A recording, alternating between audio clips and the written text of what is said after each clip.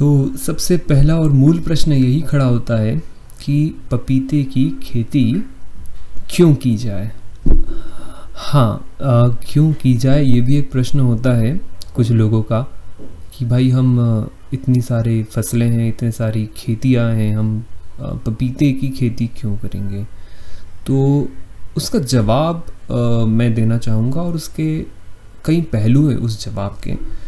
सबसे पहले मैं एक किसान के दृष्टिकोण से इसका जवाब देने की कोशिश करता हूँ कि एक किसान जो है वो पपीते की खेती क्यों करे, उसको पपीते की खेती क्यों करना चाहिए। तो सबसे पहला पॉइंट जो कि सबसे प्रमुख और सबसे मूल पॉइंट होता है कि यह एक लाभकारी खेती है। इसमें लाभ प्राप्त होने की संभावना बहुत अच्छी है और बहुत अधिक होती है। अब जब हम लाभ की बात कर रहे हैं तो हम इसकी तुलना कर रहे हैं परंपरागत खेती से और गैर परंपरागत और भी आधुनिक अलग अलग प्रकार की खेतियों से। तो जब कोई कृषक खेती करता है तो मूल रूप से उसका एक उद्देश्य होता है कि उसे एक अच्छा लाभ प्राप्त हो। इस लाभ प्राप्त की कोशिश में वो अपनी खेत का मैनेजमेंट करता है, वो अनेक प्रकार की फसलें करता है, परंपरागत फसलें भी करता है, कुछ गैर परंपरागत और कुछ नई फसलें भी करता है। तो उन नई फसलों की श्रृंखला में पपीता एक प्रमुख फसल है। अगर हम इसे देखें, इसकी लाभकारी होने की संभावना को देखें तो ये बहुत अधिक है परंपरागत फसलों की तुलना में। पपीता एक लंबे समय तक चलने वाली फसल है। इसमें आपको एक बार बुआई करना है और एक लंबे समय तक उसका उत्पादन लेते रहना है। इस प्रकार आपकी मेहनत और आपके श्रम में भी ये बचत करता है। और लाभकारी होने का एक प्रमुख कारण है कि इसकी उपयोगिता, इसका बाज़ार मूल्य जो कि एक अच्छा बाज़ार मूल्य लगातार प्राप्त होता रहता है और एक इसके भाव में स्थिरता होती है। जब मैं स्थिरता कह रहा हूँ तो मेरा मिनिमम से मिनिमम भाव पर है कि इसके भाव में कभी उतनी कमी नहीं होती जितना कि हम आलू के, टमाटर के, प्याज के भाव में देखते हैं, वैसा कभी नहीं होता। और कभी उतनी तेज़ी भी नहीं होती है, कभी वो बहुत ज़्यादा तेज़ भाव भी नहीं मिलते हैं। मैं बाज़ार में देखता हूँ, मैं मध्य प्रदेश में रहता हूँ और यहाँ पर मैं देखता हूँ कि 30 रुपये 40 रुपये के आसपास का भाव लगभग अधिक से अधिक समय बना रहता है। और कभी कम भी हो गया तो वो 25 रुपये तक जाता है। 25 रुपये प्रति किलो की बात कर रहा हूँ मैं।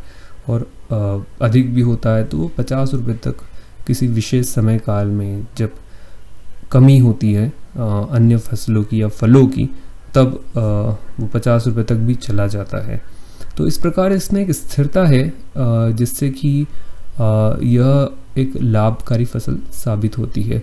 दूसरा, इसका लागत मूल्य, इसमें किया जाने वाला खर्च और उसके अनुपात में मिलने वाला मुनाफा, ये एक अंतर होता है जो कि काफ़ी अच्छा होता है, जिससे कि किसान को अच्छा लाभ प्राप्त होता है। अब जब हम इसके अर्थ यानी कि इसके प्रॉफिट के बारे में हम जब बात कर रहे हैं तो इस पर मैं एक पूरा प्रश्न रखूँगा और उसका पूरा उत्तर मैं दूंगा, इसका पूरा अर्थशास्त्र जिसमें हम डिस्कस करेंगे।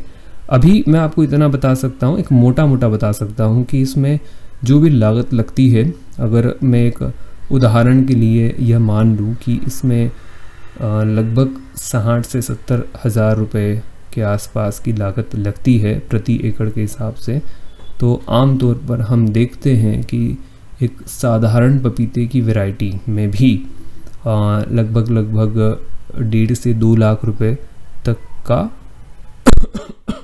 आय प्राप्त की जाती है। और अगर मैं इसे हमारी कुछ अन्य वैरायटीज़ जैसे कि ग्रीन बेरी और आइस बेरी, हमारी जो प्रमुख वैरायटीज़ रही हैं, उनका जिनका परफॉर्मेंस बहुत ज़्यादा अच्छा होता है, जिनमें वायरस की समस्या बहुत कम आती है, तो अगर हम उनसे तुलना करें, और इसी श्रृंखला में हमारी नई वैरायटी भी आ रही है जिस पर भी एक पूरा प्रश्न होगा और उसका पूरा उत्तर दिया जाएगा, लेकिन अभी के लिए मैं सिर्फ आपको इंट्रोडक्शन दे रहा हूँ, उसका नाम बता रहा हूँ कि उसका नाम है रसबेरी, जो ठीक ग्रीन बेरी की तरह ही वायरस से लड़ने में सक्षम है और ठीक ग्रीन बेरी की तरह ही उत्पादन, फल और हर प्रकार से वह ग्रीन बेरी के समान है।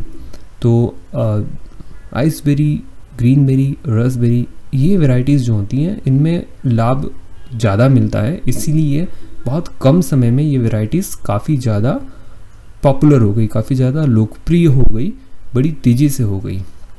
तो ये जो हमारी वैरायटीज़ हैं इनमें तो हमने ये देखा है कि कई किसान 1 एकड़ पर आमतौर पर 2.5 से 3 लाख रुपए का आय प्राप्त करते हैं और काफ़ी जगहों पर इससे काफ़ी ज़्यादा भी, कहीं पर 4 लाख, कहीं पर कभी कभी तो 5 लाख तक का भी आय देखी जाती है, हमारे द्वारा देखी गई है, पिछले 15 सालों में अनेकों बार देखी गई है।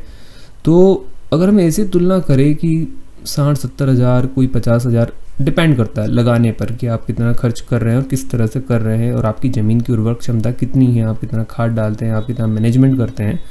तो अगर हम इसकी तुलना करें कि 50 हज़ार से लेकर 70 हज़ार रुपये का आप खर्च करते हैं और एक औसतन 2-2.5 लाख रुपए का उत्पादन प्राप्त करते हैं, तो आप आमतौर पर की जाने वाली परंपरागत फसलों से इसकी तुलना करें तो ये अधिक लाभ देने वाली फसल है। बिल्कुल इसमें समय थोड़ा ज़्यादा लगता है, यानी कि एक आम फसल जो होती है, पपीते की आम फसल, पपीते की आम वैरायटी जो होती है वह लगभग 8वें महीने से उत्पादन देना शुरू करती है। यानी कि आपने जब ट्रांसप्लांट किया, खेत पर पौधे को लगाया तैयार करके, तब से लेकर 8वें-9वें महीने में उसका उत्पादन शुरू होता है।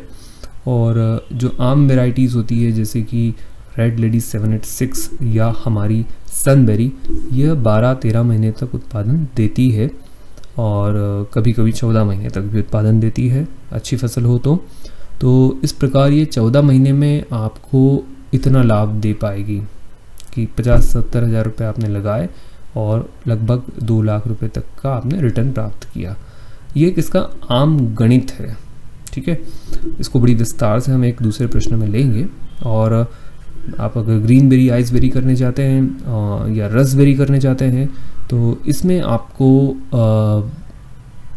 लागत तो लगभग उतनी ही होती है, थोड़ी सी ज़्यादा होती है क्योंकि इनकी कीमत ज़्यादा है सीड की और इनके पौधों की। तो इसकी कीमत में अगर हम लागत की बात कर रहे हैं तो वो 50 से 70 हज़ार के अंदर ही आ जाएगी, लेकिन वो 70 हज़ार के करीब जाएगी, 50 हज़ार की तरफ नहीं आएगी।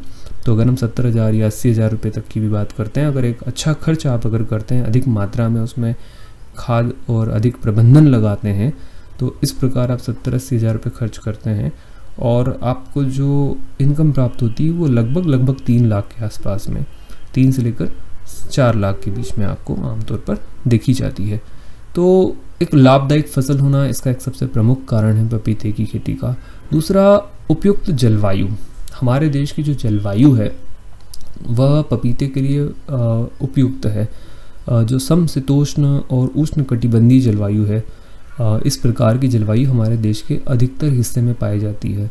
हम अगर दक्षिण भारत की बात करें तो पूरे दक्षिण भारत में, फिर मध्य प्रदेश में, महाराष्ट्र में, गुजरात में, पश्चिम बंगाल में, उड़ीसा में, ये सारे राज्यों में, छत्तीसगढ़ में इसके लिए बेहद अनुकूल वातावरण हमने देखा है और हमारे अनुभव में रहा है। इसी के साथ साथ अब हम देख रहे हैं कि राजस्थान में भी इसकी खेती बढ़ते जा रही है और उत्तर प्रदेश के कई इलाकों से हमारे पास कई किसान आ रहे हैं जो इसकी खेती कर रहे हैं और हमारी वैरायटीज़ लगाने के लिए उत्सुक हैं। बिहार से हमारे पास में कई सारी इंक्वायरीज आ रही हैं, झारखंड से यहाँ तक कि हिमाचल प्रदेश में कुछ इलाकों में जो पहाड़ों पर नहीं है, जो ग्राउंड पर वाले इलाके हैं, और उत्तराखंड से। तो इस प्रकार अनेक नए इलाकों से भी हम देख रहे हैं कि लोग पपीते की खेती कर रहे हैं।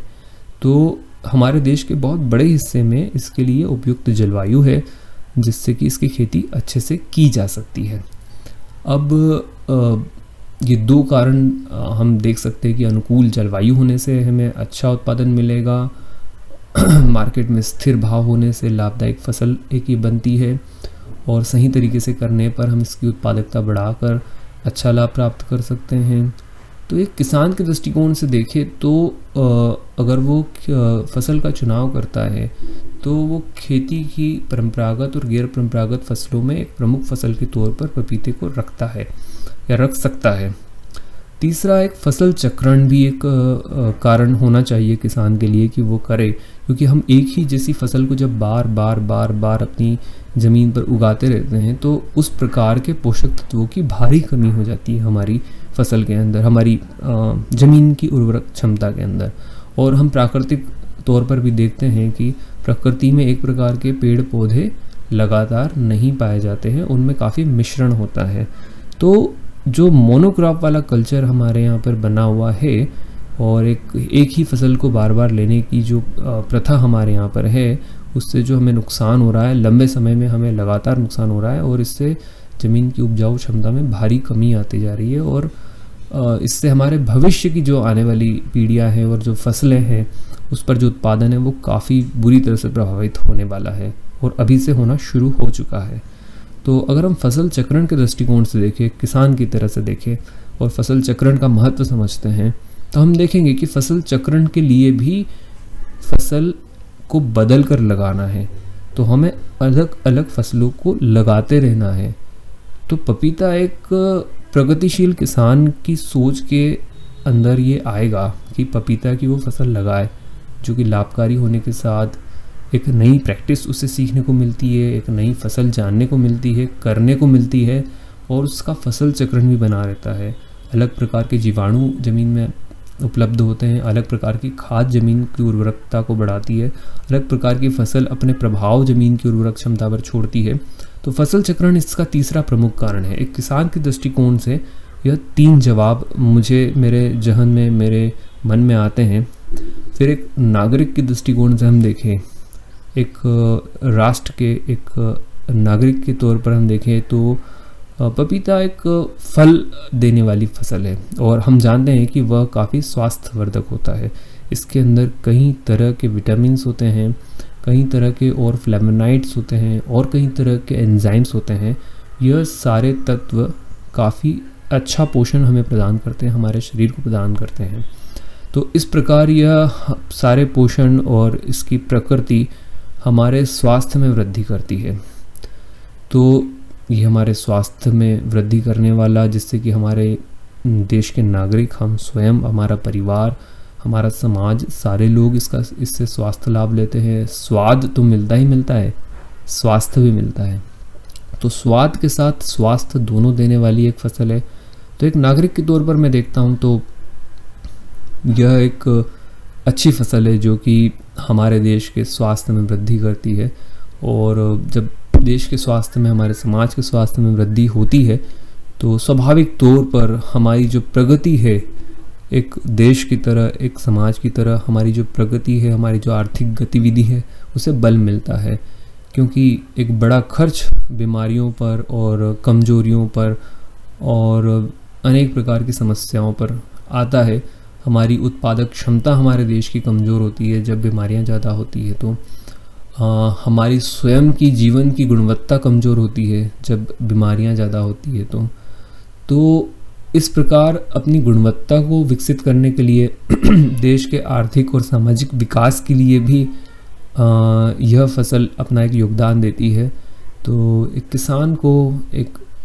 किसान को अपने देश के बारे में सोचते हुए जब वो देखता है तो पपीते की फसल का चुनाव करना सर्वहिताय है, यानी कि सभी लोगों के हित में दिखाई देता है।